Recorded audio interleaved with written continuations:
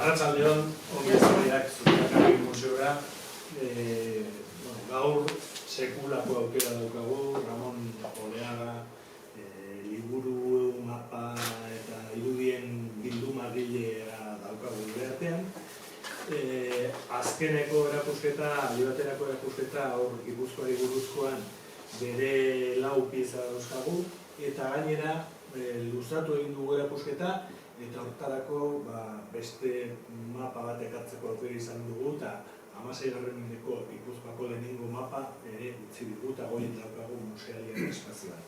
Beraz, eskerrak eman dizkiogu Ramoni, eta, bueno, bienvenidos al Museo Zumalacárregui, y como decía en euskera, bueno, tenemos una oportunidad extraordinaria de contar con Ramon Oleaga para hablarnos un poco de su colección cartográfica y bibliográfica también, que se ha venido con un montón de libros. Y bueno, comentaba que está en función de la última exposición temporal que tenemos, que es la de Guipúzcoa, y que cuenta con 4 piezas de su colección, un atlas y 3 mapas, y además hemos prolongado la exposición porque íbamos a terminarla con el año y la hemos prolongado durante 3 meses más, y con esa excusa hemos aprovechado nuestra relación con Ramón para que nos dejara el primer mapa que existe de Guipúzcoa, el de 1578, que bueno, luego supongo que nos hablará de él, pero también tenemos la oportunidad de ver ese mapa arriba en el espacio museal. Por lo tanto, bueno, estamos encantados de colaborar con Ramón, y hoy es una oportunidad extraordinaria de conocer de cerca y de su mano parte de su colección. Muy bien, bueno, pues muchas gracias por acogerme y muchas gracias por colaborar con nosotros o permitirnos colaborar con vosotros, ¿eh? O sea, eso por de pronto. Yo suelo dar estas charlas de pie, ¿eh? Bueno, 2 cosas. Primero, yo no vengo a dar una charla académica, ¿eh? Voy a intentar no aburrir a la gente, y si no lo logro, pues será mi problema y el vuestro si me aguantáis. Pero bueno, no voy a dar una charla universitaria, ¿de acuerdo? Y Miquel, con muy buen criterio, lo tituló tertulia. Una tertulia significa que aquí no es que se interrumpa nadie, sino que vamos a charlar todos, con lo que queréis. Preguntar, afirmar, lo que sea, ¿de acuerdo? Yo he preparado lo siguiente. Bueno, para empezar, Miquel me dijo el día pasado que la presentación estaba señalada como de 7 a 8 y media, hora y media. Entonces yo preparo para charlar hora y media. ¿Que nos aburrimos antes? Pues nos vamos antes. ¿Que queremos estar un poquito más? Pues estamos un poquito más. Pero todo con normalidad, como si estuviéramos en casa. ¿De acuerdo? ¿Qué es lo que se pretende? Estamos en nuestra casa. El tema horario no ha sido problema para nosotros. 2 cosas. A mí me gusta esto de la historia, pero yo no soy un profesional de historia. Yo soy un entretenido con la historia. Colecciono algunos materiales que me llaman la atención, que en alguna ocasión he echado de menos que estén en nuestro país y que hemos tenido que ir a otros sitios a encontrarlos, ¿no? Y que con mucho gusto compartimos con todo el personal. Entonces, cuando se dijo esto de la tertulia, digo, claro, aquí estamos siempre con lo mismo, que se ven muchas fotos, pero raramente se ven los objetos originales. Entonces, vamos a hacer algo, o vamos a pretender hacer algo un poquito distinto, con lo que por una parte sí vamos a presentar objetos en la pantalla, pero por otra parte los vamos a tocar. Bueno, confío en que todos hayamos venido, como es natural, con manos limpias, porque aquí no vamos a usar guantes blancos, aquí vamos a tocar, nos lo vamos a pasar, vamos a contrastar una cosa con la otra. Una observación inicial: todo lo que veamos aquí es de nuestra colección, de la colección familiar. Todo lo que tenemos. No he traído todo porque hay algunas piezas que son extremadamente pesadas, muy voluminosas, y es un problema. Y luego, por otra parte, lo comentaba ahora mismo tenemos cedidas más de 30 piezas en una exposición en el Museo Marítimo de Bilbao, y algunas cosas prácticamente antiguas, y eso alguno veremos aquí, pero tampoco lo puedo traer. Pero yo creo que tenemos una muestra suficientemente amplia. Bueno, día de hoy. Hoy somos el centro de Euskal Herria. Esta mañana, en la delegación de gobierno de esta comunidad, en Vitoria, el Instituto Geográfico Nacional ha inaugurado una exposición sobre planos de ciudades, sobre mapas históricos.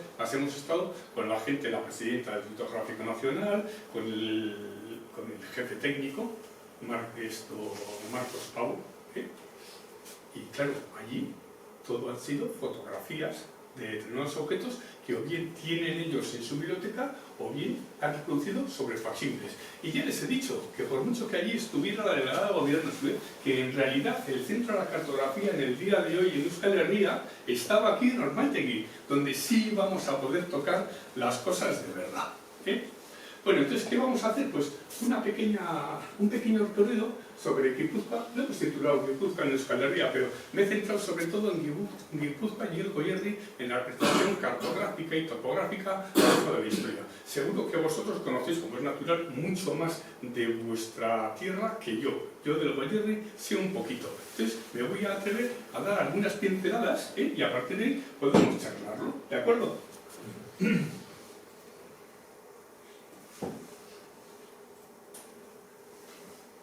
Estaba comentando a Miquel que arriba tenemos el primer mapa de Guipúzcoa, y aunque esto sea un detalle, si queréis, muy deludito, normalmente suele haber una duda acerca de cuál es el primer mapa de Guipúzcoa, si el de la derecha o el de la izquierda. Y son idénticos, salvo por una mera cuestión. ¿Alguien es rápido en esto de los errores?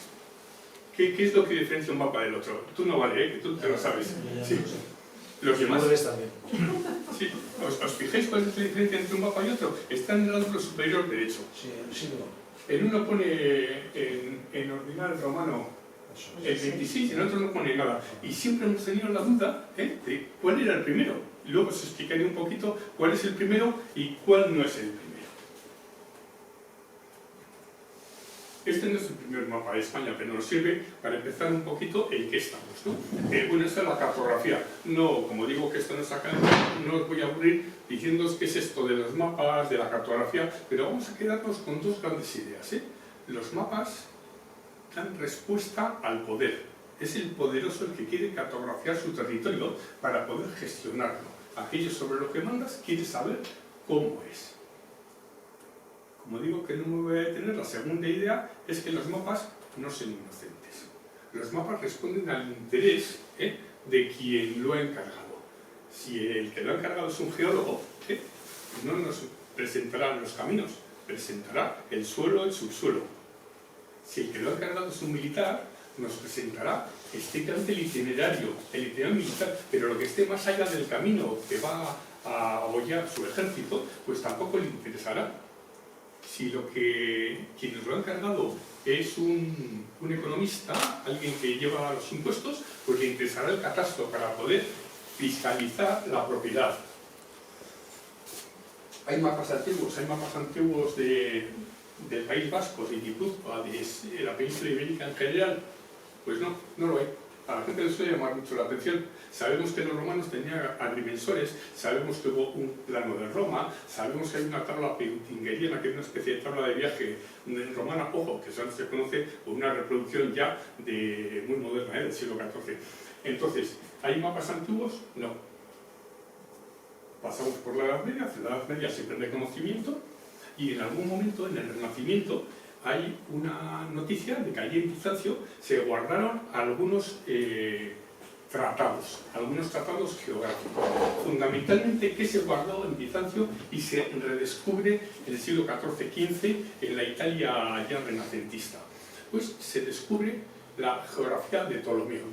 Ptolomeo es un sabio grecolatino del siglo II después de Cristo que no llegó a darle imprenta nunca nada porque no había imprenta, pero dejó unas anotaciones. Vamos a reducirnos a la fundamental, en la que daba unos miles de puntos de coordenadas de dónde estaban las ciudades del mundo antiguo. Entonces, lo redescubren los eruditos italianos del siglo XV y empiezan a hacer algunos manuscritos, primero recogiendo aquel saber bizantino.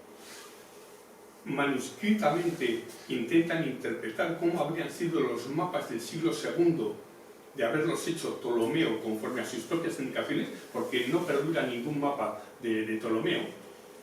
Y en 1450 pues tenemos el gran avance de los tipos móviles, de la imprenta, y se empieza a imprimir. ¿Qué vamos a ver hoy aquí? Pues fundamentalmente creo que en exclusiva solo mapas impresos. Los mapas manuscritos los hay, pero precisamente por aquello del sigilo del poderoso, que no quiere conocer sus rutas del oro o sus rutas americanas, pues hay muy poquito de eso. En el Renacimiento, 1450, entre 1450 y 1500, se publican algunas cosmografías de Ptolomeo, ya traducidas al latín desde el griego, y en estas se empiezan a incorporar algunos mapas del tiempo antiguo. El primer mapa antiguo de las Islas Ibéricas es de finales del siglo XV. Se avanza un poquito, que es donde vamos a empezar nuestra historia, y alguien dice, a principios ya del siglo XVI, bueno, muy bien imprimir esto de tal y como había sido el mundo en el siglo II, pero ¿por qué no incorporamos mapas que sean de nuestro mundo actual, del siglo XV y a principios del XVI, ¿no? Recogemos esa cosmografía, esa geografía de Ptolomeo y empezamos a incorporar mapas actuales. ¿Y qué se hace? Se incorporan en las primeras ediciones 4 mapas actuales, que son los de la península itálica, península ibérica, no me acuerdo cuál es el tercero, Francia Provence, y el cuarto, Tierra Santa. Y sobre eso se empieza a hacer cada vez algo más. Bueno, pues con esta introducción vamos a meternos en materia. En 1540 hay un alemán, Münster, que edita 2 grandes obras. Por una parte, una reinterpretación de la cosmografía de Ptolomeo, que incorpora mapas antiguos, y este es un mapa original a todo se puede tocar, ¿eh? Este es un mapa original de 1540 de Münster, donde aparece cómo imaginó Ptolomeo que sería el mundo conocido en 1540. ¿Dónde estamos nosotros? Pues allí, Bastones, Bardun, Pompelón, Pamplona siempre aparece, pero fijaros que el resto canta bien en general cómo habría sido. Münster en el año 1540 incorpora también un mapa moderno, y es la región hispánica en una nueva descripción. En la región hispánica y en la nueva descripción de Münster tenemos un poquito de información, pero ya veis, ¿no? San Andrés, que Santander está junto a Vizcaya, entre Vizcaya y Roncesvalles está Asturias. Obviamente, esta gente ya a principios del siglo XVI, y luego iremos un poquito hacia atrás, pues no tenía ninguna información real de cuál era nuestra geografía.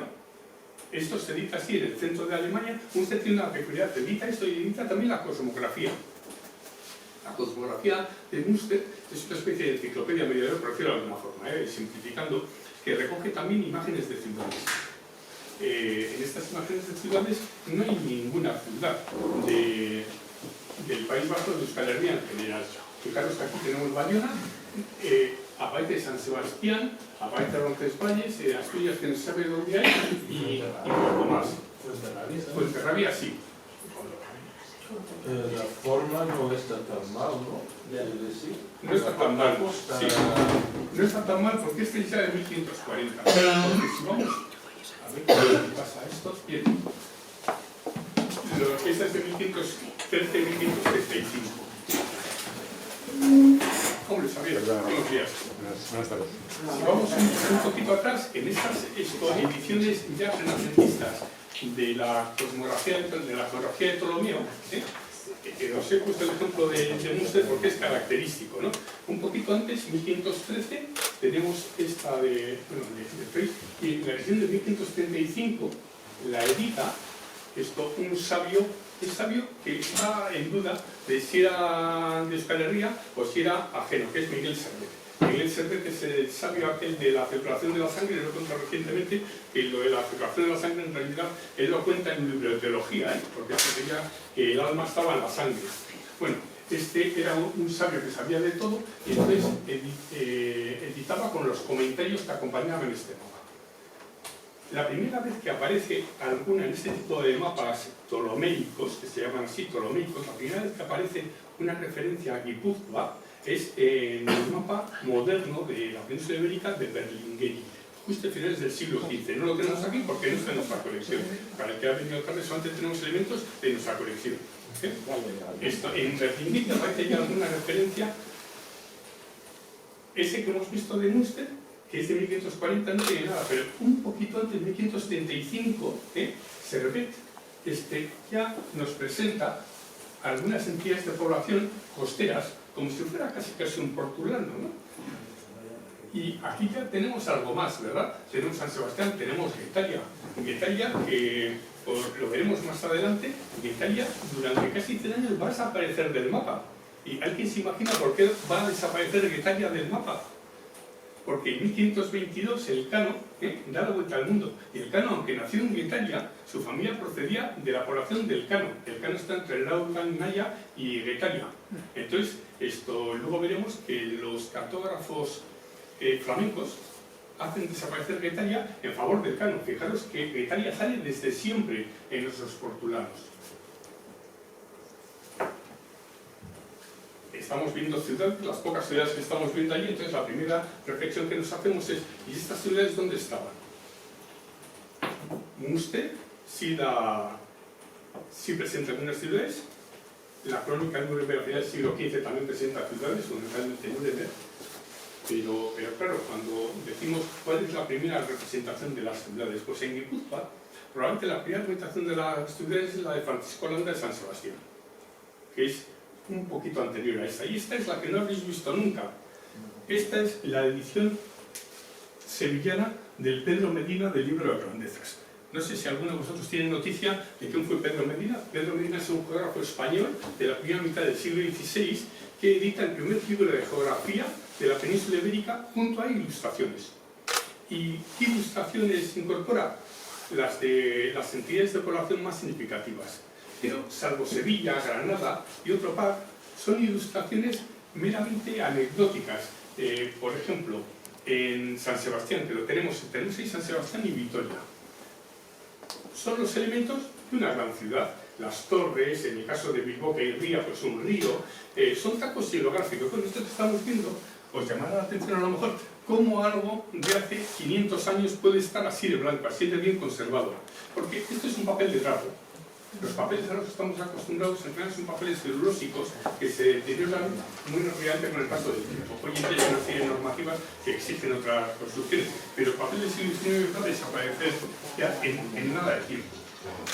Estos papeles aguantan lo que se les echa. Los incunables están impecables, están blancos, están preciosos, sin que nadie los haya tocado. Este papel no está lavado. Este es el original tal y como salió en 1540 de la prensa 500 años después. Bueno, Pedro Medina tiene una peculiaridad. Aquí está la hoja, pero en el Museo Marítimo de Bilbao tenemos ahora cedido el libro completo en el que aparecen las imágenes de Bilbao, de Vitoria de San Sebastián. La imagen de Bilbao, esto se lo tienes que contar a los bilbaínos, la imagen de Bilbao aparece bajo la hoja del reino de Guipúzcoa. Sí. Eso tiene que cambiar, claro. Sí, porque como suelo recordar yo en algún momento, mi tatarabuelo salió de Urrestilla entre Azcuitia y Azpeitia, y soy tan guipuzcoano como bilbaíno. Y entonces cuando estoy en Guipúzcoa hay que recordar a los bilbaínos. Bueno, ¿qué ocurre con esta imagen de San Sebastián que no aparece en ninguna parte? Pues que normalmente la gente que trabaja la topografía histórica no lo refleja como verdaderamente una imagen de la ciudad, porque no pretende como tal reflejar la topografía real de la ciudad, sino meramente mencionarla. Os adelanto que la descripción que se hace aquí de San Sebastián de la provincia de Guipúzcoa en general es preciosa, si tenéis oportunidad de leerlo, leedlo, porque es todo halagüeño. No tiene nada que ver con el famoso monje emerípico, el Codex Calistinus. ¿Sabéis el Codex Calistinus? Aquel que decía, sobre todo a los navarros les ponía a los pobres, pues bueno, pero a nosotros nos ponía un poco menos mal, pero fatal también. Bueno, pues San Sebastián aparece así. Estos son tacos xilográficos. Eso es una xilografía también, es una xilografía, una estampación sobre madera. Esto no llega a ser la contratesta que luego se hace sobre madera ya en el siglo XIX. Permite poco detalle, y además se deteriora fácilmente. Luego iré comentando de técnicas. Y esta es la San Sebastián que todos conocemos. Ya hemos mejorado un poquito, tenemos mapas ya más modernos en Guipúzcoa, que empezamos a tener algo de ciudades. Y adelanto, va a ser la última vez que voy a hablar de San Sebastián. Porque yo soy de los convencidos de que no vale que la cultura esté circunscrita a las capitales, ¿eh? Y por eso estamos aquí. Esta charla que hoy vamos a tener, esta tertulia que vamos a tener aquí, no la hemos tenido en San Sebastián. En San Sebastián alguna vez hemos hablado de alguna otra cosa con alguna de las personas que estáis aquí, pero no de esto que nos toca hoy, ¿no? Claro, lo que la gente a lo mejor no conoce, esta es una obra de Civitate Orbis Terranum, es una obra que pretende reflejar las ciudades relevantes del mundo mundial. 6 tomos a lo largo de 40 años. Bien, San Sebastián aparece en el primer tomo. Aparece en el primer tomo junto con un grabado de Burgos. San Sebastián abajo, Burgos arriba.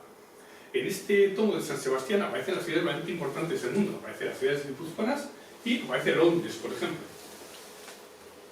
Alguien podrá preguntarse, ¿dónde aparece Bilbao? Porque Bilbao sí aparece también en esta obra. Bueno, pues Bilbao aparece en el tomo 2. No en el tomo 1, en el tomo 2. Esto hay que recordar también a los bilbaínos. No aparece Vitoria, no aparece Pamplona, no aparece Bayona, no aparece ninguna otra entidad de población relevante de Euskal Herria. Sí aparece San Sebastián. Esto tiene distintas ediciones. Este es el original del siglo XVI. Distintas ediciones, hemos dicho que tenemos la localización a través de la cartografía, hemos llegado a una ciudad y entonces, ¿qué gente nos encontramos en esa ciudad? ¿Cómo somos los vascos del siglo XVI? Bueno, pues los vascos del siglo XVI somos así, ¿eh? El de la izquierda es una imagen extraída del primer libro de indumentaria jamás impreso, que es el de Ser. Finales, bueno, tercer tercio del siglo XVI. El vasco. El vasco, bueno, hay 2 o 3 ediciones. En esta edición es una segunda edición, 1570 y pico. Esto dice que viste así, tal y como se puede ver en el país, o no peor de lo que se puede ver en el país de Francia, ¿no? Siempre con la lanza, bueno, viste, me acuerdo de un anticuario que lo tenía a disposición del público interesado como el vikingo. Y yo le dije que no era el vikingo, que era el vasco, ¿eh? El vasco, por extensión, siempre cántabro, vizcaíno, vasco, somos lo mismo, ¿eh? Hasta muy recientemente. Después de esto, ¿qué tenemos? Pues tenemos el Weibel. El Weibel es una recopilación de imágenes de indumentaria de también 1570 y pico, en el que nos vuelve a aparecer el ballestero, que es el equivalente, el que lleva la lanza. Y bueno, y tengo traducido por quien sabe traducir esto alemán gótico, y que viene a decir que se pasea por los montes de esta guisa, con la ballesta, es decir, el lejano oeste con el arma siempre a tu disposición. Y a la derecha tenemos la mujer vizcaína o cántabra, con esta peculiaridad del tocado cónico. El tocado cónico, que ya sabéis que lo portaban las mujeres casadas. Fue prohibido por la Iglesia en 2 ocasiones. Una a finales del siglo XVI y otra a principios del siglo XVII, recordando que estaba prohibido. ¿Por qué estaba prohibido? Pues porque yo no tengo nada contra la religión ni contra los sacerdotes, ¿no? Pero porque desde el púlpito se entendía que era un símbolo fálico y que los símbolos fálicos no eran permisibles. Esto me dicen los que saben de indumentaria que se hace con unas barras de avellana y a partir de ahí, pues enrollando, suele ser lino. Bueno, pues vizcayensis, la gente de Santander, casados vosotros sobre todo, que se han estudiado sobre esto, dice que no nos engañemos, que esto no son vizcaínos o vascos, sino que serían cántabros de la montaña. Bueno, en realidad, como vais a ver, hasta prácticamente el primer tercio del siglo XIX, desde Santander hasta el Adur, sería todo ello el Euskal Herria. Hemos hablado de qué encontramos topográficamente y qué gente encontramos. En la misma obra, el Civitatis Orbis Terranum, en el 5º tomo, encontramos el túnel de San Adrián. Bueno, yo aquí, la verdad es que venir a hablar aquí del túnel de San Adrián es, bueno, pues no sé si me tengo que atrever a esto, ¿no? Del túnel de San Adrián estoy convencido, y mira un poquito, que tendréis algún tipo de obra con todo el esquema iconográfico del túnel, me imagino, ¿no? No, pues hay que hacer uno de esos, ¿eh? Entonces, ¿qué ocurre en este 5º tomo? Este 5º tomo es justo de finales del siglo XVI. ¿Qué es relevante? Pues es relevante San Sebastián, es relevante Bilbao, ya he dicho que no hay nada más de Euskal Herria, pero resulta que sí está la Sierra de San Adrián en Vizcaya, de George Hafnagel. Bueno, esto lo hacen unos canónigos de la Catedral de Colonia, Braun y Ogenberg. Bueno, Braun es el canónigo y Ogenberg es el editor. Hafnagel es el grabador, el que estuvo viajando por España y dio estos dibujos a la imprenta, ¿no? Esto ya es calcografía, es sobre cobre. Os fijáis que tiene más detalle. Esto es con buril, sin agua fuerte, se va incidiendo en la plancha y con eso se hace una lámina, lo que el profesional llama una lámina, que es la que se entinta y con eso se logra la calcografía. Perdona, Sí. San Adrián en Vizcaya, ¿no se refiere a San Adrián hacia Álava? No, se refiere a San Adrián, A eso. lo que ahora diríamos San Adrián en el País Vasco.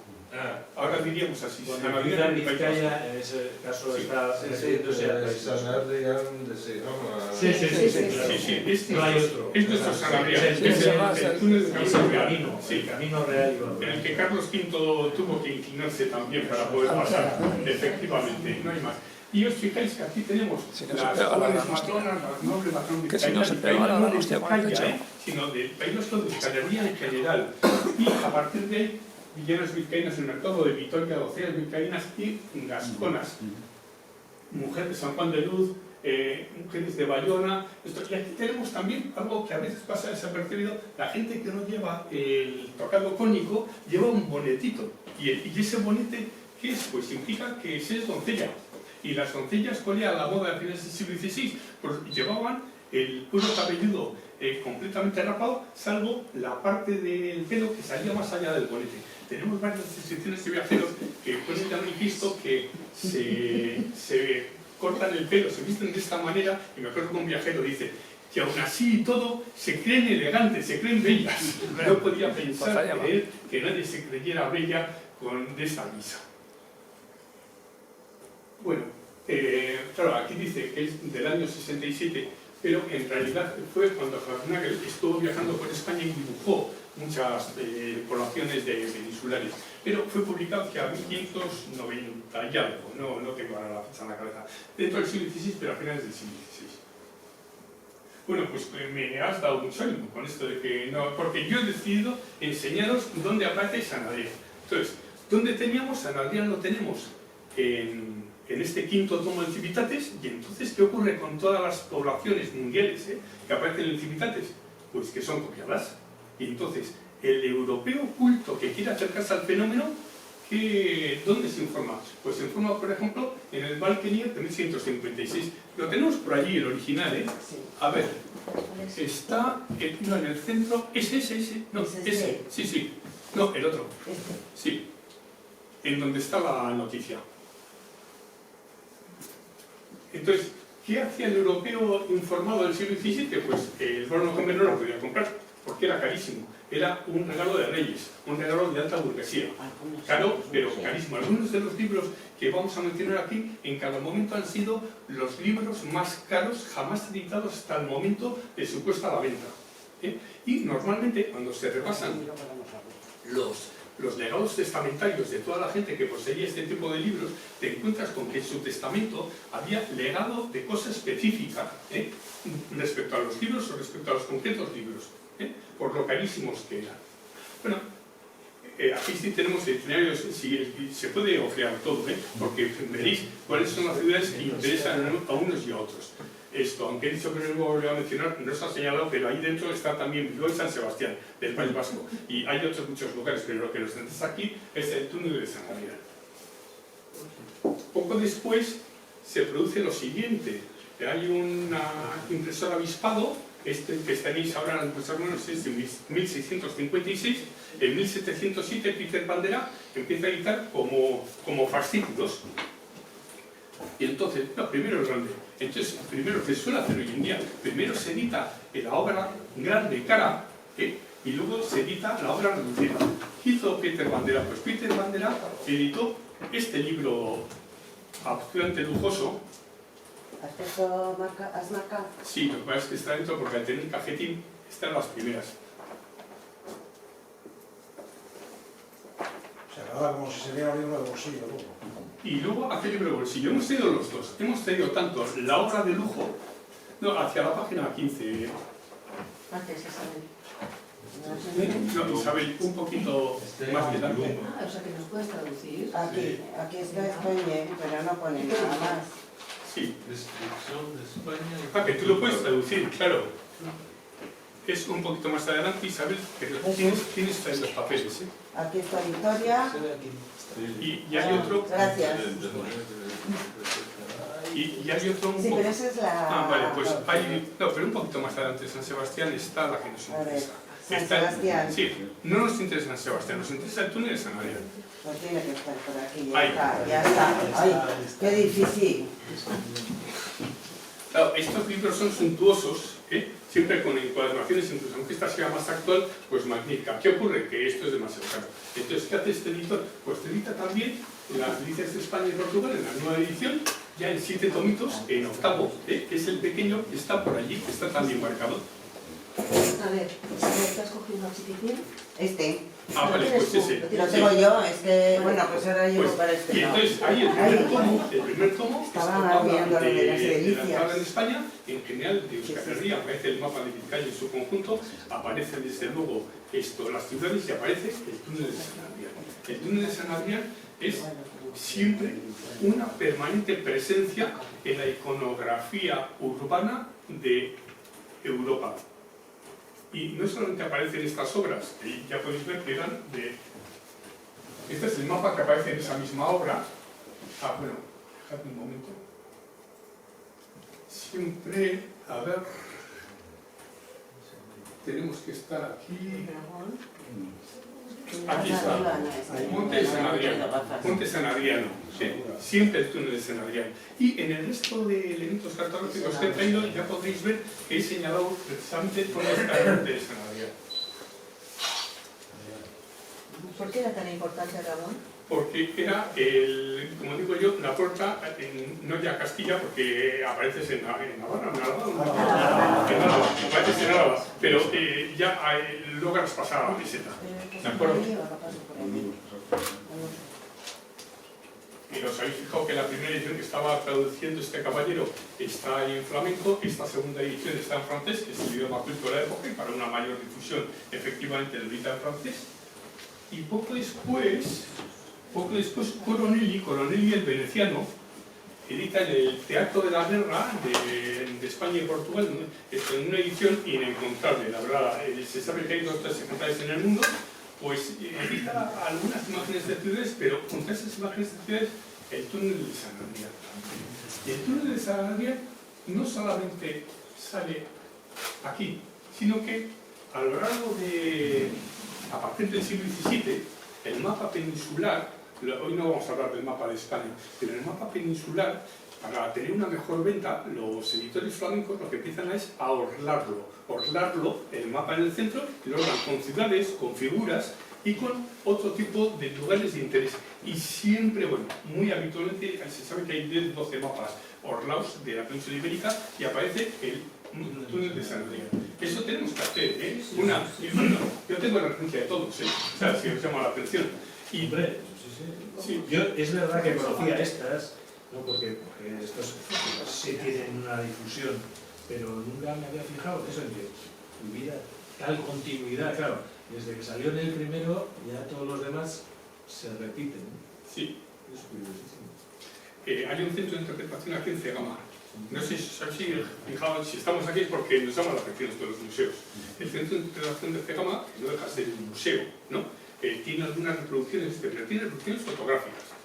Yo os animo a que promover una colecta para comprar un original. Comprar estos originales es mucho más sencillo de lo que la gente cree, esto interesa a quienes estamos aquí. El túnel de San Adrián no interesa al individuo en Nueva Zelanda.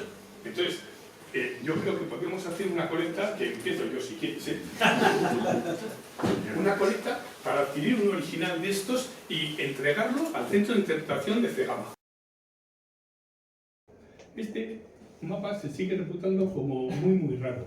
Bueno, yo mismo he comprado museos del País Vasco, he comprado al menos 2 que están ahora en sus museos. De este hay al menos 7 ejemplos conocidos exentos en bibliotecas del País Vasco. O sea, no es tan difícil. Aquí en Guipúzcoa lo tenemos en San Sebastián, lo tenemos en Fundación Sancho el Sabio, lo tenemos en la colección Oreaga Ponte. O sea que no es tan raro. Lo que es raro es saber si es primera edición de 1578 y por lo tanto anterior a otros, a ese de Otello, o si es de la segunda edición de 1596 y por lo tanto posterior. Bien. Yo he analizado, y voy a hablar en primera persona, cada uno de los 6 ejemplos de atlas completos que están digitalizados ahora mismo en el mundo, desde la Universidad de Yale hasta la Universidad de Ámsterdam, de la Biblioteca de Ámsterdam. El facsímil que se tiene por referencia estricta es el de Ámsterdam. En todos los casos me he encontrado que aquellos que son reputados como primera edición de 1578 en la portada aparecen sin el 26. Y aquellos que aparecen con portada o portadilla de la segunda edición, porque a veces están entreveradas las dos ediciones, son de 1593 que aparecen con la referencia 26. Este mapa, no sé cómo lo habéis puesto arriba, en el reverso, esto tenemos fotografiado lo que viene en el reverso y viene la descripción de la provincia en donde se aparece el 26 y aparece la Fel de Placas. Claro, la primera reflexión es que aquí solamente había un mapa de España y no había ningún mapa regional de ningún otro lugar. Y no solamente eso, que lo que es el primer mapa regional impreso de cualquier lugar de la península ibérica, en 1578. Y la reflexión es, ¿y cómo podemos tener esta información? Claro, aquí salen entidades de población tan menores, ya vamos a hablar de Goyerri, Cerain era el lugar de nacimiento del tatarabuelo de Goya, el pintor, ¿no? Pues aparece Cerain, que tenía entonces 200, lo mismo que era, 220 habitantes. Aparece el pueblo de mis tatarabuelos, aparece Urrestilla. Urrestilla no era aparece nada. Astiagarreta, por ejemplo, que es donde vive nuestro amigo. Y de Asain y Ordizia no salen. Berlín, sí. Garín, pero además se ve en varios mapas dos garines. Ordizia no era importante. Bueno, ¿quién hizo este mapa? Este mapa obviamente está en castellano y obviamente lo hizo alguien que conocía el país, que conocía muy bien el sur de Guipúzcoa. El sur de Guipúzcoa está muy bien representado, Aparece Multimóvil, aparece Cerna, aparece Seguridad Gama, aparecen entidades de población inauditas. Bueno, yo tengo la teoría de que este mapa lo promovió Esteban de Garibay. Esteban de Garibay sabemos que es el escritor e historiador del compendio historial mondragonés, arrasatiano, y tiene una peculiaridad. El compendio historial, él lo imprimió en Amberes, el mismo lugar donde se creó esta mapa, en la misma imprenta, la de Plantín, eso lo tengo acreditado ya. Plantín, publicó el compendio historial de Garibay entre el año 1570 y 72. Él pasó, Garibay está también documentado, pasó más de un año en Amberes, en relación con este editor.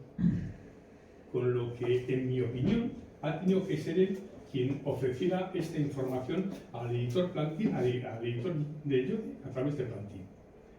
Ortelio, en ese mapa de 1584, siempre cita la procedencia de sus fuentes, siempre. Empieza cuando tienes en la primera edición de 1560 60 y pico ejemplares y en la última, quiero recordar, de 1612, cuando tiene casi 100 o más de 100, cita unos centenares de fuentes.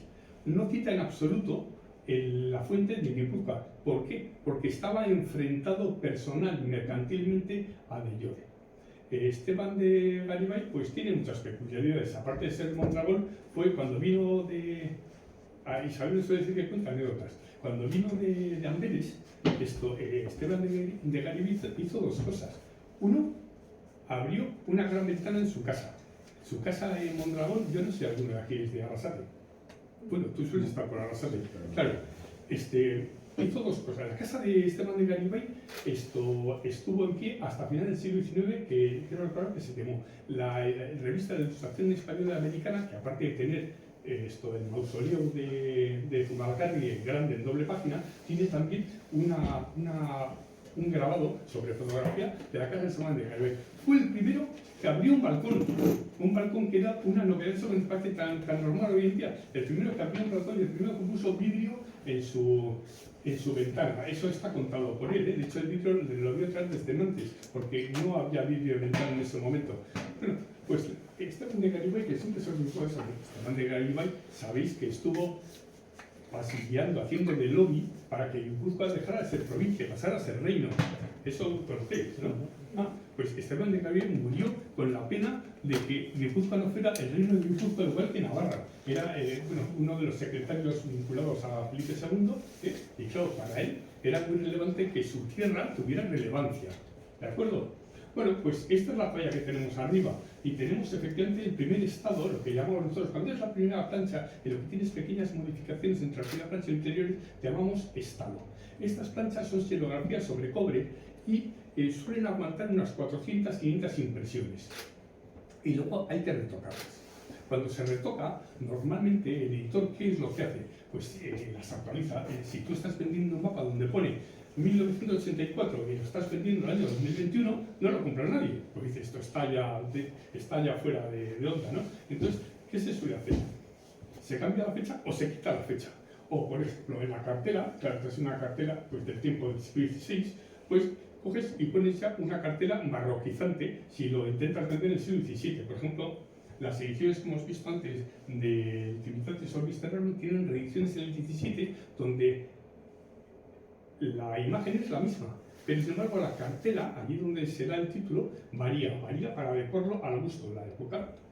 Por cierto, una cosa que no he comentado que siempre me pareció curiosa, y bueno, hoy no nos va a dar tiempo a charlar todo esto, o sea, que otro día seguiremos. Esteban Novenberg, que tiene siempre figuras, imágenes, él decía, claro, que había dado tal exactitud a la orientación topográfica que ponía en riesgo a la cristiandad textual. ¿Por qué? Porque facilitaba la ocupación por parte de los turcos de las ciudades más al este de Europa, ¿no? Entonces, ¿qué explica en el prefacio? Lo explica así, como lo va a contar, que incorpora imágenes, porque ya sabemos que los de la fe musulmana no pueden trabajar con la imagen. De hecho, si recordamos la Alhambra, pues son todo, pues vamos a decir, garabatos es todo texto, ¿no? Pero no hay imagen humana, ¿no? Entonces, en su ingenuidad religiosa mantenía que incorporar imágenes para evitar que fueran utilizados por el turco. Hemos llegado por tierra a Guipúzcoa, no hace 1000 años, sino hace 500 años. Hemos visto qué es lo que llama la atención a la gente, no San Sebastián, sino el túnel de San Adrián, por Dios, el de Goyerri, pero claro, otras personas llegaban por mar.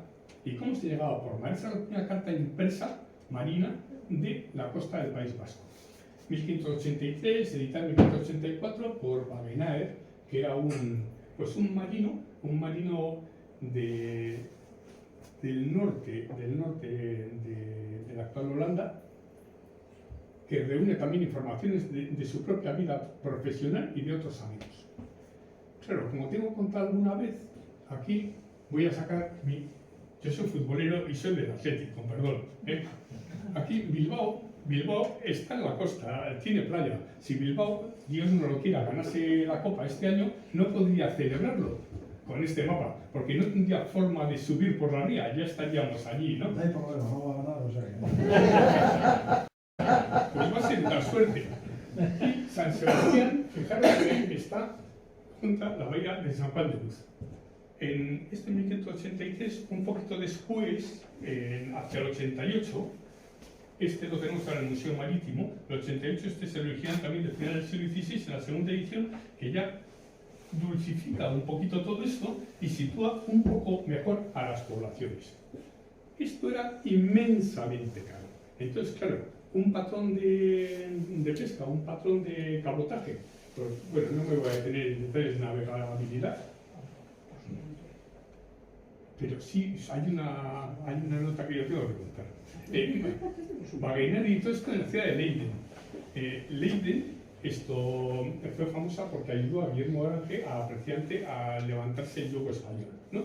Entonces, Orange le dijo al cabildo municipal de Leiden que eligiera algún premio por su ayuda y les dio a elegir entre exenciones fiscales o crear una universidad. Y la ciudad lo votó y votó la universidad. De hecho, Leiden es la primera universidad de los Países Bajos. No quiso exenciones fiscales, comida para hoy y hambre para mañana, sino que se volcó en la cultura y en la formación de sus hijos. Bueno, esto es lo que decía San Sebastián, esto es lo que decía de Bilbao, esta es la que estáis girando ahora, la carta marina todavía del siglo XVI, donde ya veis que San Sebastián tiene una forma más adecuada. Bilbao ya aparece allí arriba un poquito Retranqueado. exactamente, no ocupa todavía su posición, pero empieza a estar cercano, ¿verdad? Y esto era tan caro que tuvo que editar una última edición que es oblonga, que es un papel más grueso, más granulado, del que en España el Museo Naval tiene una edición, y aquí es una pena que no la he podido traer porque lo tenemos también en el Museo Marítimo de Bilbao, que es con el que sí se navegaba. Y como es con el que realmente se navegaba, pues de este no quedan prácticamente ejemplares. De hecho, es posible que no lo hayáis visto jamás. Aquí tampoco está mucho mejor, la descripción de la costa. De hecho, fijaros la diferencia entre la costa oficial de hoy en día y lo que tenemos en el siglo XVI. Pero, por ejemplo, yo he dado recientemente una charla a la Asociación de Capitanes de la Marina Mercante y me dicen que serían capaces de navegar con el de arriba. Alguno me decía que con toda seguridad zozobraría. Pero bueno, todo es posible.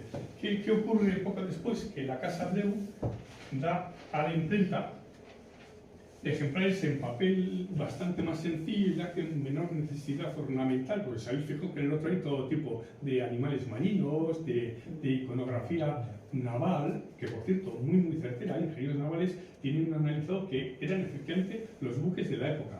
Y Bleu ya rompe el mercado con una edición más barata. Como diríamos ahora, pues han venido los chinos y lo hacen más barato. No lo hacen necesariamente mejor, pero sí más barato. De hecho, lo hacen también mejor porque Bleu ya recoge informaciones de los marinos que día a día están trabajando este asunto. De hecho, San Sebastián, veis, está perfectamente ya con su promontorio, con su bahía. Bueno, la costa, como estamos en el Guadirri, no vamos a hablar más de la costa. ¿De acuerdo? Esto, casi contemporáneo Ortello, Mercator, el famoso de la proyección Mercator, el primero que dio nombre de Atlas a una de sus publicaciones.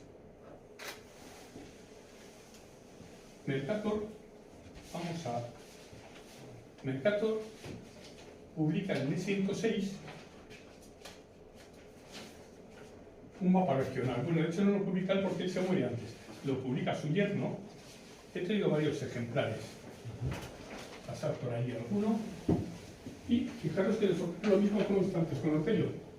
Información del País Vasco quitando Guipúzcoa, pues muy deficiente. Bilbao sigue la costa, Guipúzcoa lleno de información, porque en día se copian como bellacos y ha copiado de Llode, y en Álava pues apenas nada. Y la otra peculiaridad es que estos mapas se colorean como le da la gana a cada uno. A veces nos encontramos con gente que dice, pues esto es una prueba de cuscanería, estaba ya definido y tal y tal. Si esto es como nos han visto los demás. Esto es 1106, cuando alguien recoge una serie de informaciones y decide traerlas aquí. Aquí no es verdaderamente nuestra realidad territorial.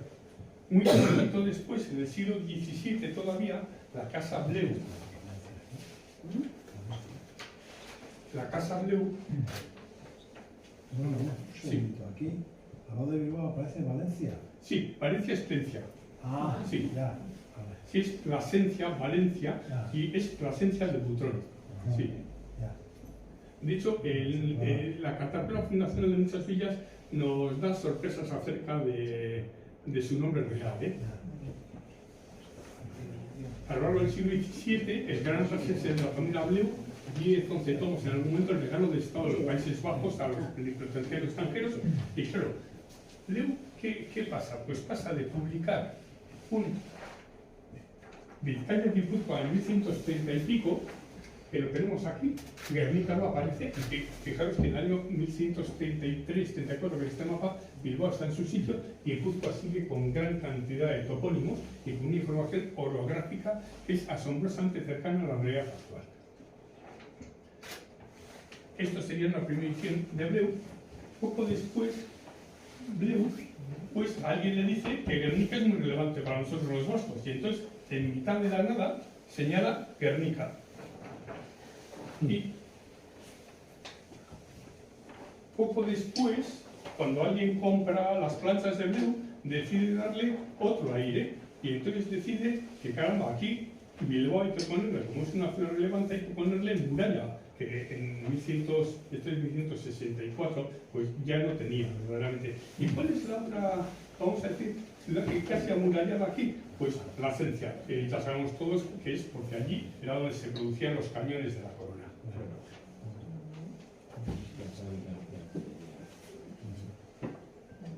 No obstante, entre Mercator 506 y estos de Bleu, pues después vemos que hay diferencias geográficas relevantes. En el norte tenemos San Sebastián, que pasa de ser una isla a ser ya un promontorio. Y en lo que nos interesa a nosotros, vemos aquí se nos acaba en Segura, y aquí pues tenemos Tejano y tenemos San Adrián. ¿De acuerdo? San Adrián aparece insistentemente en toda la cartografía, ¿de acuerdo? En la iconografía y en la cartografía. Yo creo que tenemos pendiente por hacer, aquí yo he traído unas 150 imágenes, pero hacer una publicación con la presencia de San Adrián y en general el Goyerri, bueno, el Goyerri es más que todo ello, ¿no? Pero es esta sección en nuestra representación histórica.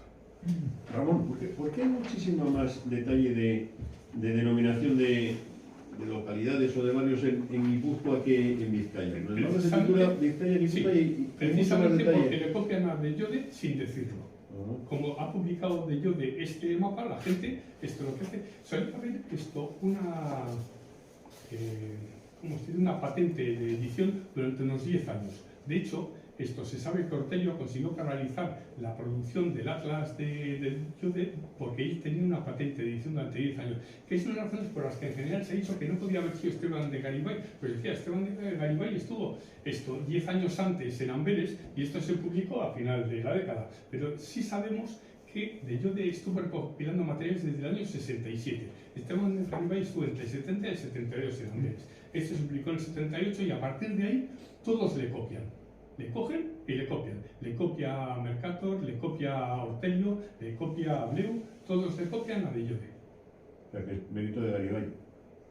Sí, mérito del primer impresor, que es el de Bellode. Y si es cierto mi acerto de no ver esta información, fijaros que hasta finales del siglo XVIII no tenemos informaciones de los propios naturales del país certificadas a cartógrafos que reflejan nuestra realidad, con Tomás López. A finales del 18, 1770.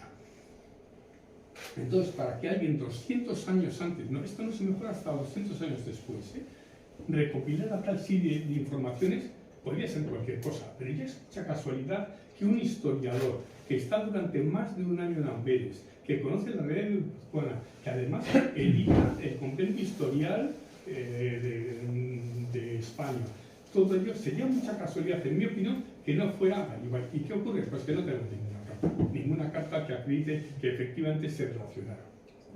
Perdona, en el mapa anterior he visto que aparecen, ¿qué son? ¿Iglesias?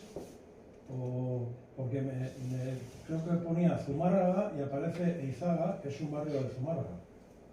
En el anterior. Ahí arriba. Eizaga aparece siempre. Aquí. Sí. ¿Cuál?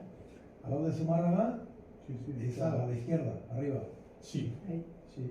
Ah, sí. Pues, sí, ya lo veo. Sí. Pues aquí hay unos 200 topónimos en Guipúzcoa. Sí, esto no está hecho el estudio de cada uno de ellos y yo desde luego lo ignoro. Sí, yo tengo analizado algunos que me son más cercanos, pero no sé por qué puede aparecer o no aparecer. Porque igual había iglesia, bueno, hay iglesia es una... Había cadena, sí. una cadena de Eizaga, que era importante. Sí. El primer atlas de cualquier inglés, 1126, Speed.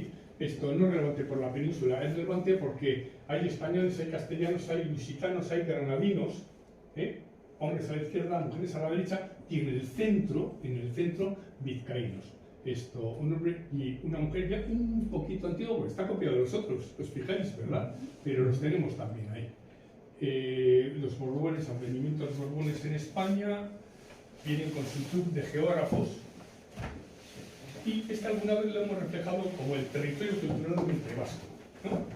¿Qué nos dan? Pues la ruta del rey de España, Felipe V, esto desde que sale de Versalles hasta que llega a Irún. Y a partir de ahí, pues la Vizcaya, dividida en sus 4 partes principales, Las 4 villas que hoy en día, las 4 villas son las 4 villas costeras cántabras, santanderinas. La Vizcaya propiamente hablando, Guipúzcoa, Reino de Navarra, Álava, y aquí no lo refleja, pero fijaros que en realidad enriquece todo lo que hoy en día sería Iparralde hasta prácticamente Tardez, que aparece por aquí, ¿no? Entonces, ¿pretende reflejar la realidad cultural vasca? Pues no, ciertamente no. Pero topográficamente, pues es lo que más se acerca. Porque no tenemos mapas vascos de los vascos hasta el siglo XIX, ¿eh? Los fallos también se repiten. ¿Cuál? Los fallos también se repiten. Efectivamente, porque unos se van copiando a otros y no tienen informantes locales. Alcarazo aparece 2 veces en todos los mapas. Sí. Solamente hay uno. Luego en algunos casos, por ejemplo, En Larín, lo mismo.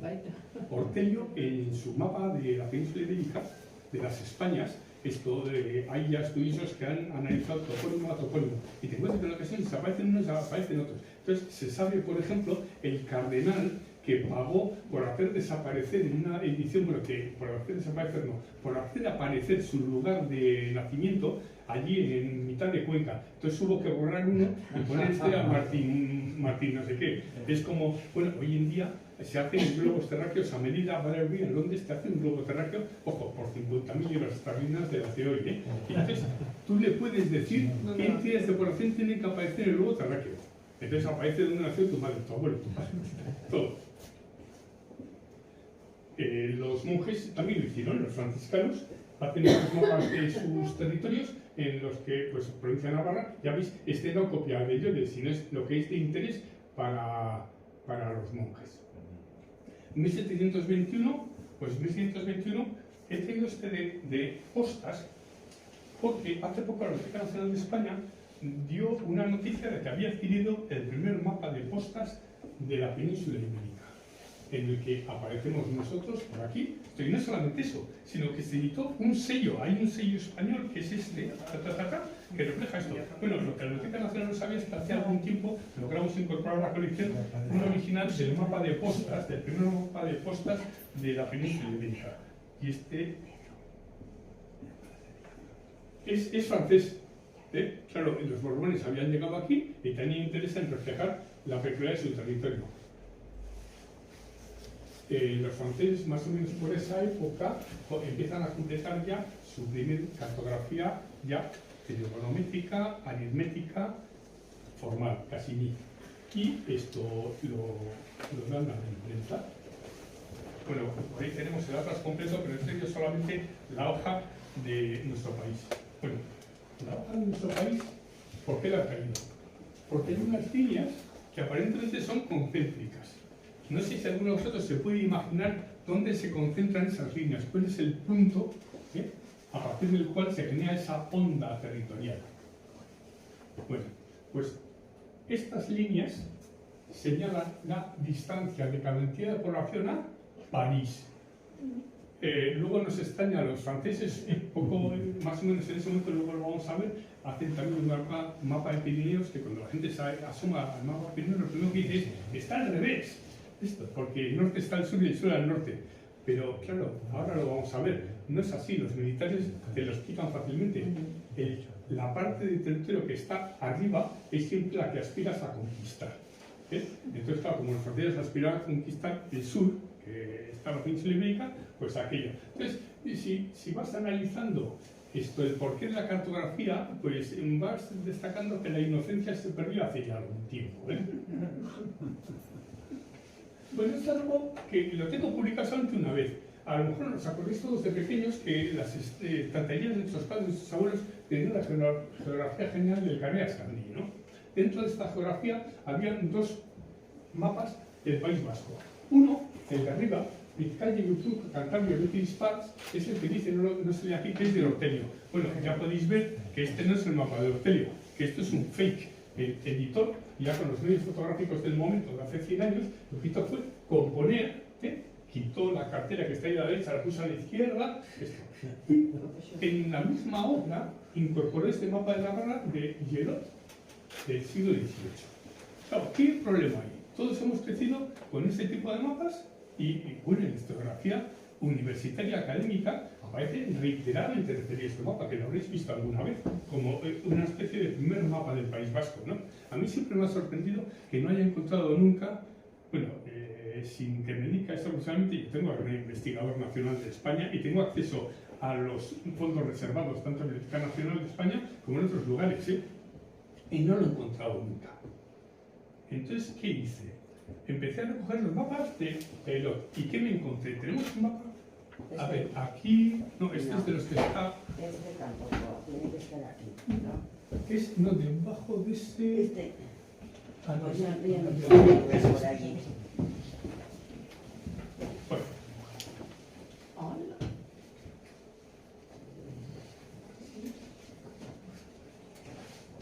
este mapa de la península está editado desde finales del siglo XVII, es de aquí la edición de 1681. ¿Qué ocurre? Este es España 61, y ocurre que en realidad este mapa, en su original, son 4 hojas. 4 hojas que están cortadas exactamente aquí. En mi opinión, ¿qué hizo Carreras Candi? Carreras Candi, o el que escribió este capítulo, cogió justo esta hoja, cambió el mapa de base y lo puso, de hecho se ve un poco aquí, pero cambió, y el resto es exactamente eso, exactamente. Y ahí jamás publicó, en mi opinión, un mapa de Navarra y provincias vascongadas. De hecho, sería asombroso haber publicado un mapa sin cartela, un mapa sin escala. Es una parte de este mapa, es el original, en el que se basó el que hizo este fake. ¿Quién es el autor de esta? Yelot era una, no sé si lo dice aquí, así, Hubert, la H es por Hubert Yelot.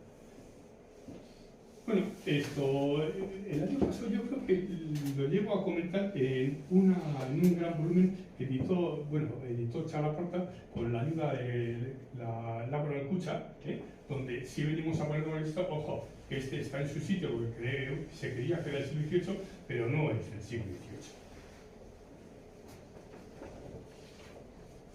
Bueno, luego recogemos, ¿os parece?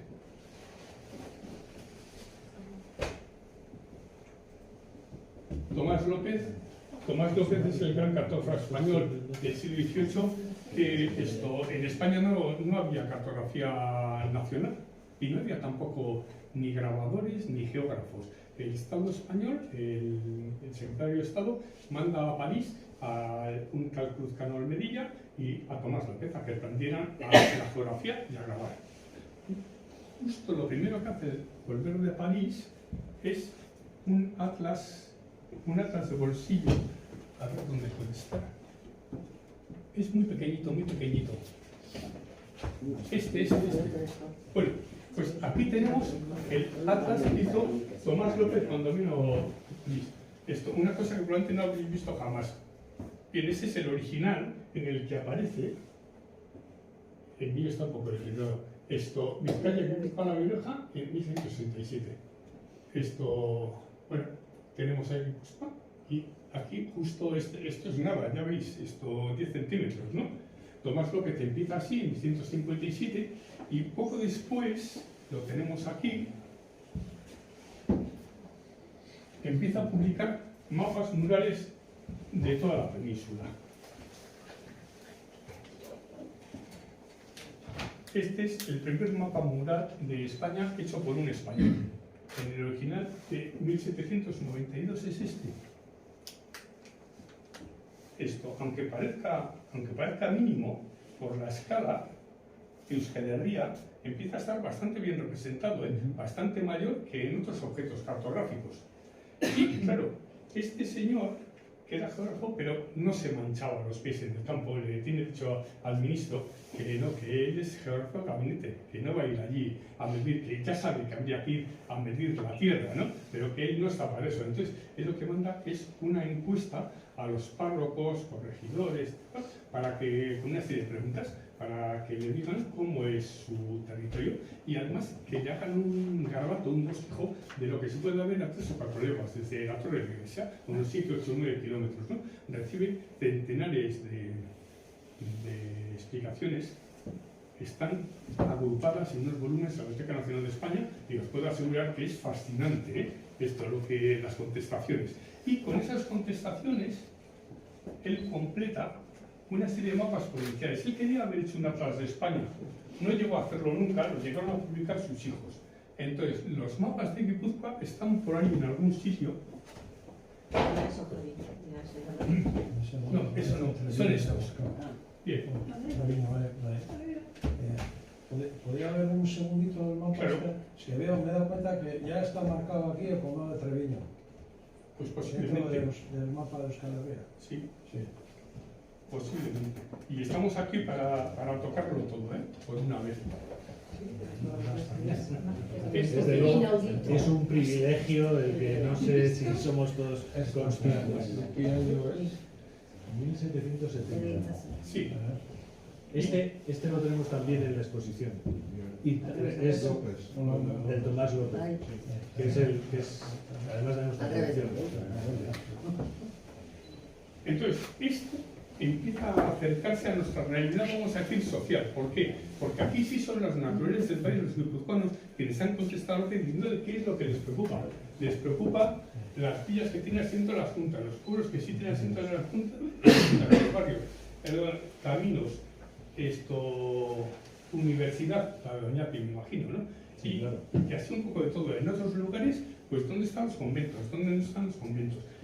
Arriba tenemos el de 70 y el que habitualmente no se ve es este, que cuando él muere, sus hijos hacen una segunda edición que es el que está allí, no, perdón, aquí. Y entonces, ¿en qué se diferencia del otro? Y es algo que yo creo que no está analizado. En que se vuelve a regrabar la plancha señalando los caminos en actualidad. Y allí donde hay camino nuevo, pues sobre todo en la zona, yo no sé si tengo aquí una foto más. No tengo una foto más. Bueno, pues y si tenéis curiosidad, porque esto es, si estuviéramos en la universidad diríamos, esto es un trabajo, esto otro. Pues una diferencia de cuáles son los caminos entre 1670 y este que fue publicado posiblemente hacia 1810. Tomás López tiene una peculiaridad, siempre con orgullo señala en todos sus mapas y lo pone en ese grande que tenéis allí, que es miembro de la Real Sociedad Vascongada de los Amigos del País. Lo hace también el primer autor de un atlas marítimo, Tofiño, que a pesar de ser gaditano, señala también con orgullo que es miembro de la Real Sociedad Vascongada de los Amigos del País. En definitiva, una sociedad inicialmente de inspiración guipuzcoana. ¿Y él era oriundo de?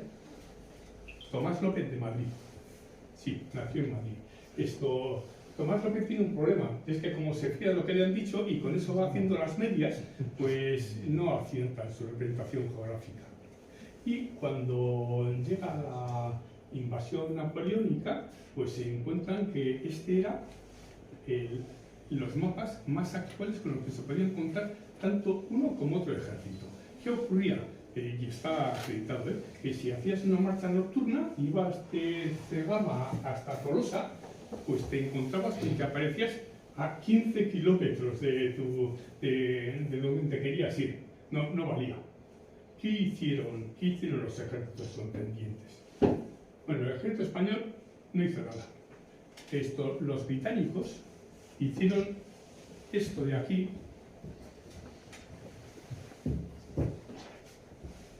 Posiblemente no lo hayáis visto nunca.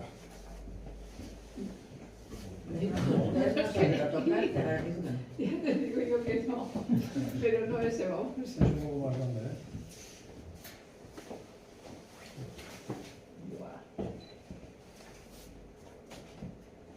Vamos a dejarlo ahí.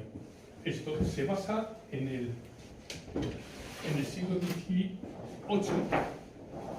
El Estado francés se encarga a dos ingenieros que hagan los Pirineos.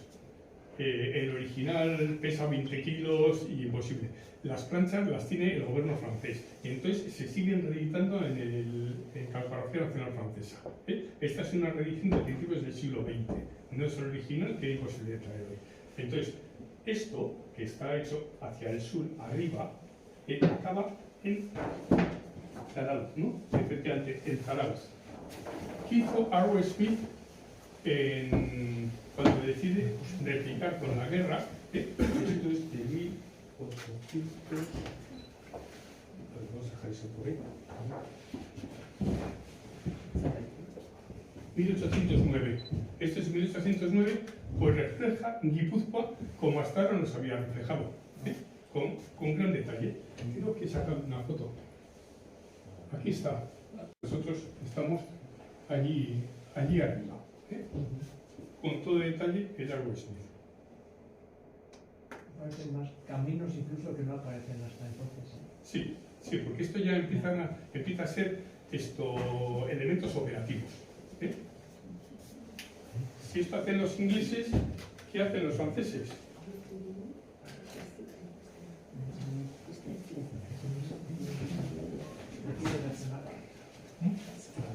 Este británico de quién era el Arbor Smith.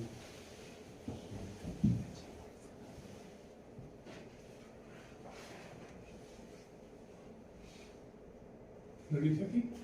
Arbor Smith, sí, ahí dice. El Eche. Su muy humilde servidor, Arbor Smith, de Borja Foco, de su Alteza Real, el Príncipe de Gales. ¿Qué hacen los franceses? Pues los franceses cartografían el territorio con todo detalle. Los originales están en el Servicio de Defensa del Sens, al lado de París, pero lo dan también a la imprenta. Y entonces voy a sacar solamente el de Guipúzcoa, que creo que lo puse aquí el primero. Entonces, Chanchín, es justo 1820, ya no tiene nada que ver con lo que hemos visto de Tomás López, ¿verdad? No solamente no nos vamos a tener ahora a detener las características orográficas, que es una de las cosas que se enseñaban, sobre todo en ese tipo de publicaciones, pero esto está hecho ya con un análisis detallado del territorio.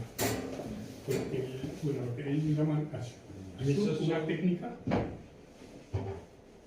¿Alguien decía algo? Sí, ¿Estos son mapas que utilizaban los militares en las guerras napoleónicas? Este no se utiliza en la guerra napoleónica porque es un poquito posterior. Es producto de esa serie de indagaciones del territorio.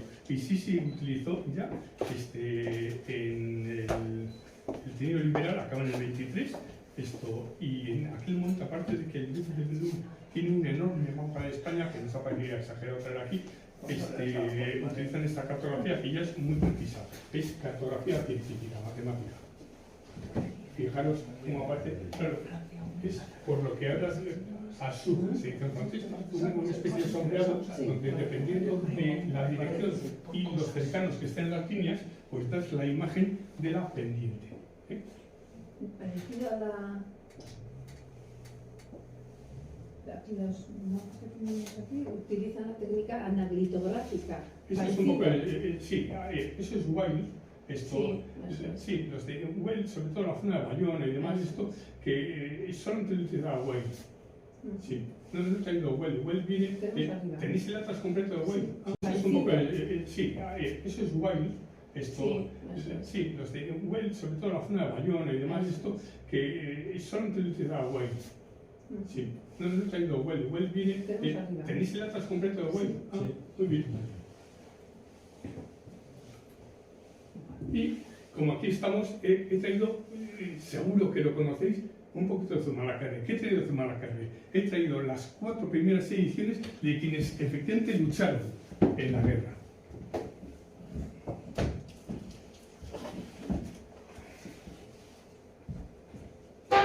Bueno, primero Henningsen. Henningsen, ¿qué os voy a contar que no sepáis? El niño guapo que era medio danés, medio británico, medio belga y demás, era el capitán de la escolta de Zumalacárregui, ¿no?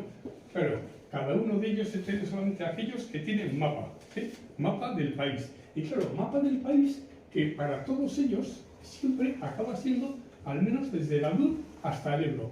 No tiene una pretensión cultural, pero sí porque tiene una pretensión descriptiva de lo que ha sido un periodo de guerras, ¿no? Henningsen. ¿Qué versiones de cada año es esa? 36. Son primeras ediciones. Esas primeras ediciones. Por ejemplo, von Raden. Von Raden es un general prusiano, profesional. Bueno, von Raden llegó aquí cuando ya había muerto Zumalacárregui, ¿no? En el 37 probablemente. Sí. Bueno, Von Raven edita sus memorias en 3 tomos. Von Raven es muy difícil, lo normal es encontrar la edición española en una traducción, ¿de acuerdo? Porque claro, su obra está en letra gótica y demás esto. Y he traído Azcona lo tradujo. Exactamente. Pero además solo tradujo la parte... El tercer tomo. Eso es, en la que él está como protagonista, Von Raven, y no la primera parte que le había escrito un poco de oídas. Claro. O sea, solo tradujo la parte que era realmente contada por Von Raven y en cambio Von Raven había escrito la parte primera de la guerra, pues bueno, con la información que recoge. Este es el canon de Von Raven, que es de fama, que lo cartografió él mismo. Bueno, de Barré de Mola, que no es, bueno, este tiene menor interés como personaje también, al menos en mi opinión.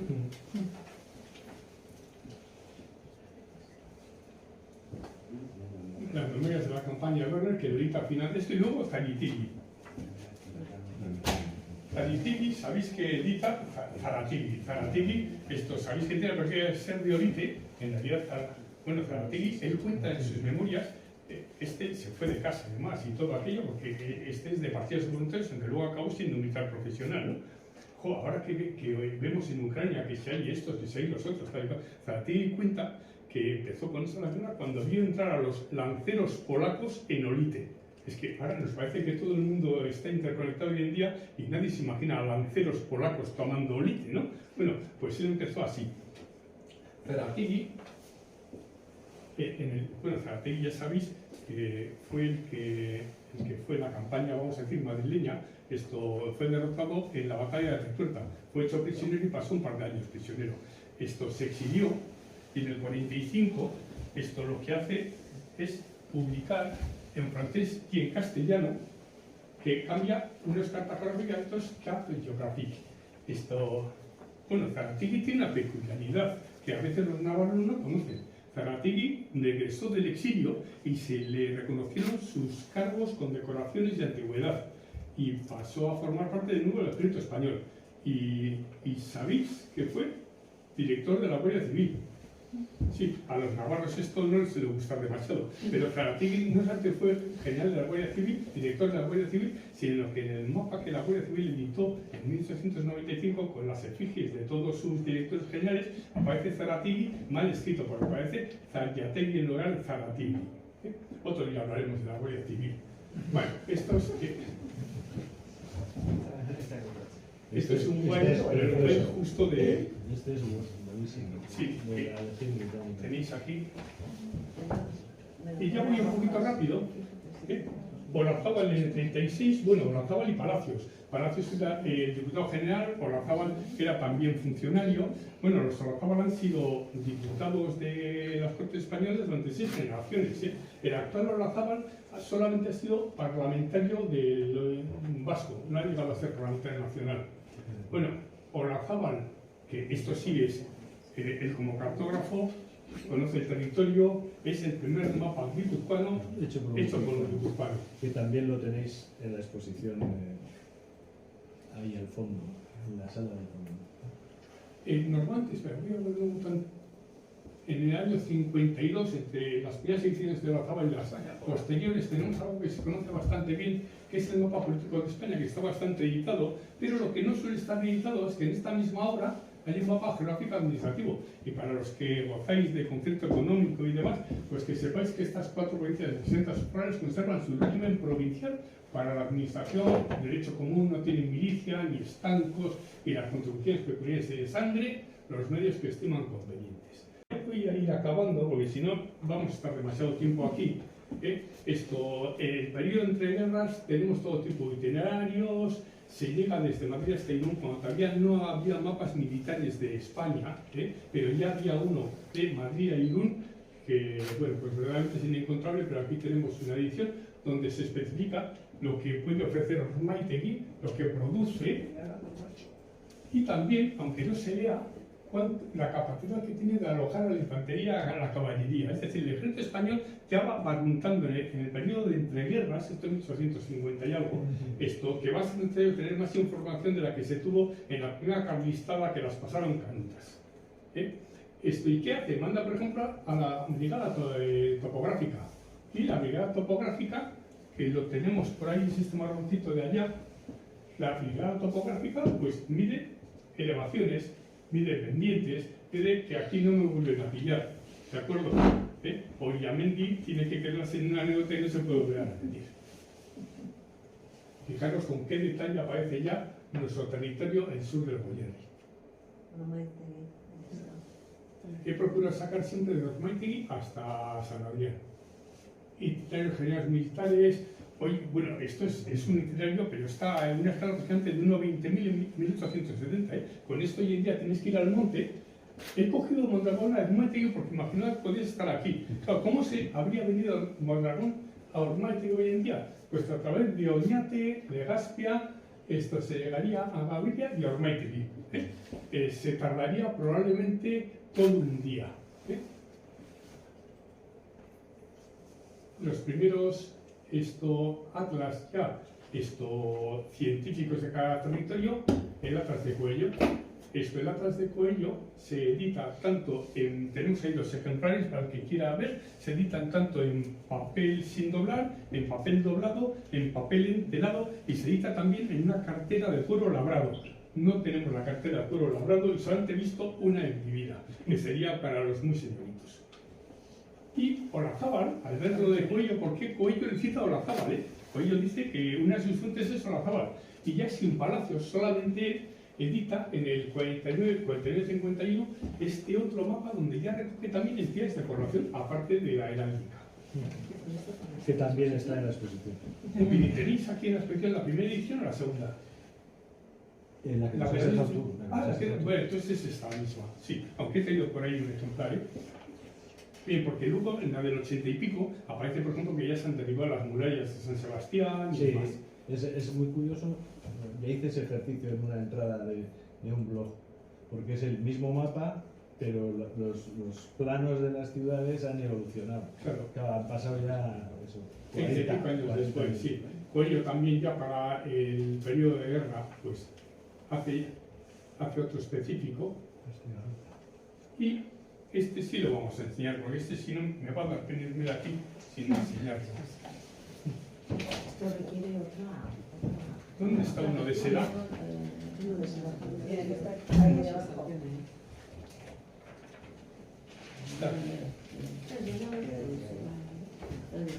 Bueno, estamos hablando un poco de guerra, y entonces los ejércitos con qué se movían.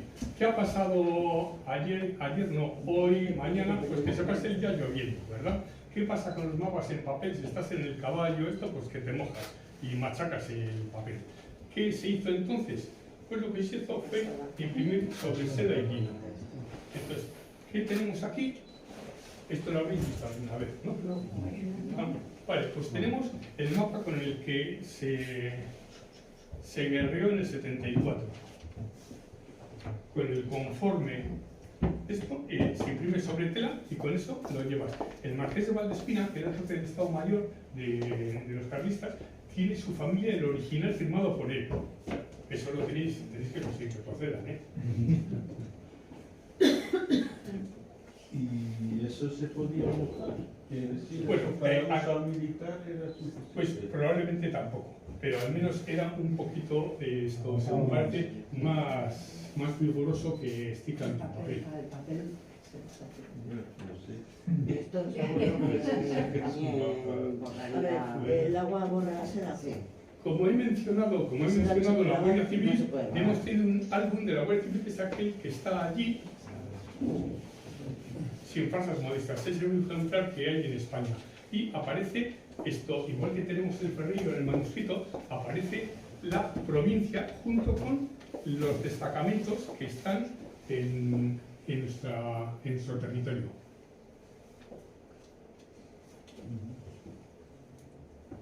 Y finalmente he traído los mapas de las historias guipuzcoanas con mapas de finales del siglo. Pues el topográfico es Solaluce, es Juan Sebastián Elcano con Sagrada de Loyola. Dice también un ejemplar que está borrado por grandes personajes de Guipúzcoa, que no sé si lo tenéis aquí. Yo lo tengo visto, pero no lo tengo en la colección. Este es 1860, lo que hemos visto en Mercier con el mapa de Guipúzcoa. el Boronat, claro, a lo largo del siglo XIX se produce la gran explosión burguesa de conocimiento y en definitiva también de ilustración, ¿no? Entonces se publican gran cantidad de atlas. Hay atlas de Ferreiro, bueno, Este también está ahí en la exposición, ¿eh? Sí. Y el Boronat es el más suntuoso de todos. Es una cromonitografía donde recoge indumentaria de gente del país, reseña geográfica, reseña histórica, un pequeño mapa y luego la vista más destacada. Y en Guipúzcoa, hoy en día no sé cuál sería la vista más destacada. Constantino, que en Bilbao sale el teatro antiguo, el previo al actual teatro Arriaga, ¿no? Hoy en día en Bilbao sería el Guggenheim. Y en San Sebastián hoy en día, ¿qué podría ser? El Cursal. Tal vez, bueno, tenemos que pensar. Como estamos en Ormaetegui, aquí tenemos el viaducto, he querido cerrar con un poquito de ferrocarril. Este es el libro blanco de ferrocarriles, el original de 1855. Y sobre ello he traído este, porque aparece el apeadero Ormaetegui. Estos son mapas enormes, ¿eh? Ah, bueno, pero aquí a lo mejor lo volvemos. Ah, no, el apeadero es el siguiente. Aparece... El apeadero de Gaviria aparece. Chaucer también está ahí. Chaucer está No está. Pero en este sí tenemos... Ahí está, para. Aquí, apeadero de Ormaetegui. Este es... Lo abrimos... No, el granate que está debajo de esos dos. Sí. Ah, sí. Ábrelo desde allá. Es un mapa muy grande, ¿eh? Es muy grande. Para acabar, decimos de Guipúzcoa en Euskal Herria, edición provincial, 1330, Javier de Burgos, el Granadino, el primer atlas, que en realidad es un conjunto de cajas de mapas de Guipúzcoa, esto Navarra y Francia de Portugal, pero fijaros que delinea desde Bayona, Mauleón, Tartet, todo lo que hoy en día es Euskal Herria. Es lino, ¿no? Sí, lino. Sí, como lino es.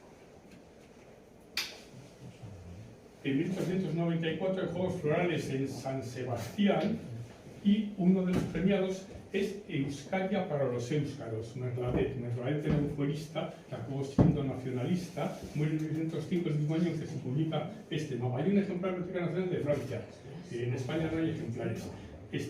No, es posible que tenga uno de Conde Michelena, pero no lo he tenido en mi mano nunca. Bueno, pues no lo sé, pero no lo he tenido en mi mano.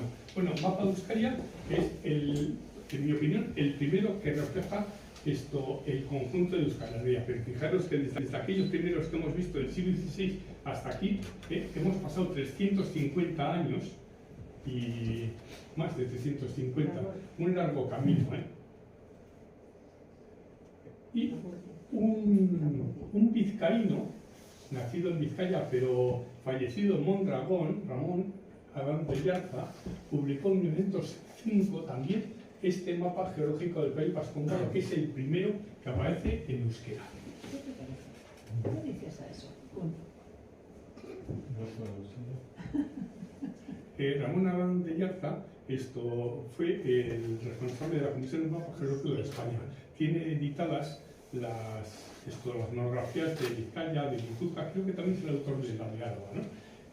Tiene una peculiaridad, que en el Boletín Geológico del año 1906 publica un mapa de las provincias vascongadas con todo detalle geológico.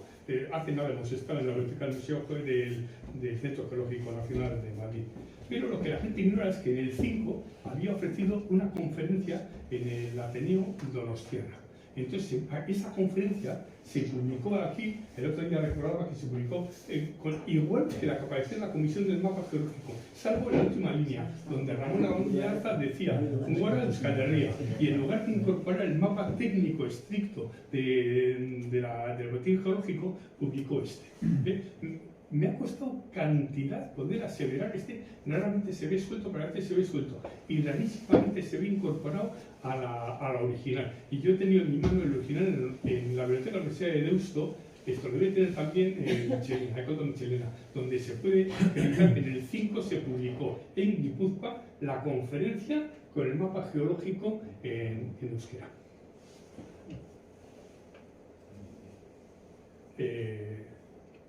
ya acabamos ya con esto en el siglo XX, que es lo que aprendían nuestros abuelos y nuestros padres. Utelesti, ¿no? En el año 32. He traído 2 ejemplares. La gente puede decir, ¿por qué 2 ejemplares?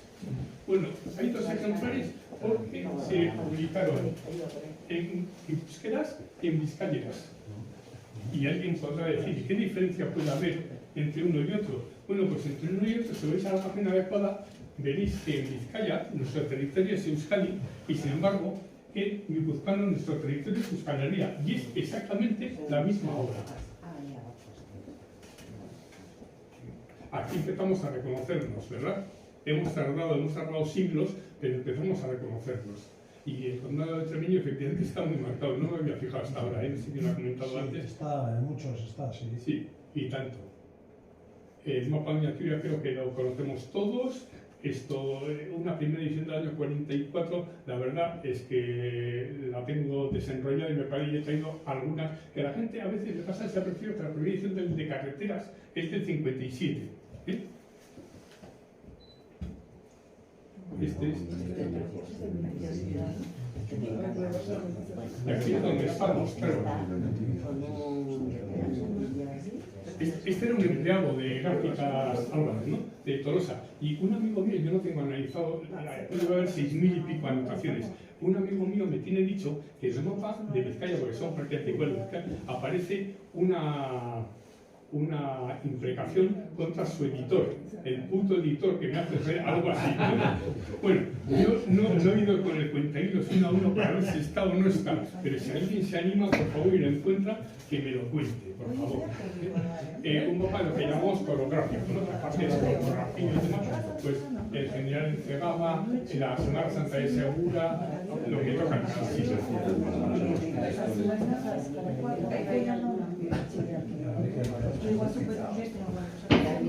Me parecía feo no acabar con ese mapa de caja laboral. Caja laboral, laboral Cucha, siempre se ha destacado por cumplir con unos elementos de su misión, que es el desarrollo social y cultural de la sociedad en la que está inserta, ¿no?